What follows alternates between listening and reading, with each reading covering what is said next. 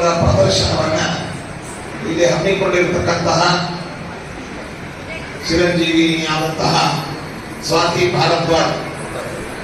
ಮಠದ ಮಗಳು ಎಂಬುದಾಗಿ ಪ್ರಸಿದ್ಧರಾದಂತಹ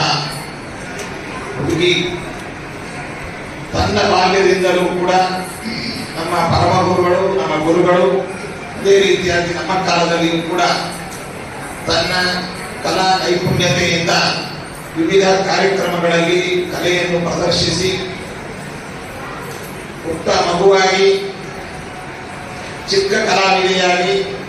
ದೊಡ್ಡ ಕಲಾವಿದೆಯಾಗಿ, ಅದೇ ರೀತಿಯಾಗಿ ಕಲಾಕಾರರ ಒಂದು ವ್ಯವಸ್ಥಾಪಕಿಯಾಗಿ ಇವತ್ತು ಒಂದು ಬೆಳೆದು ನಿಂತಿರತಕ್ಕಂತಹ ಮಗುವನ್ನ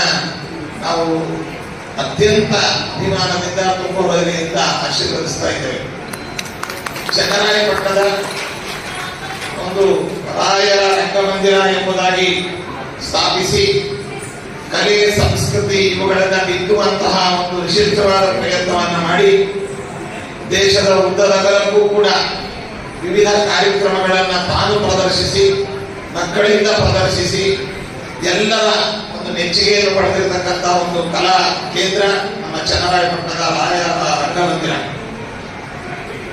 ಅವರ ಪಾಲಕರುಗಳಾದಂತಹ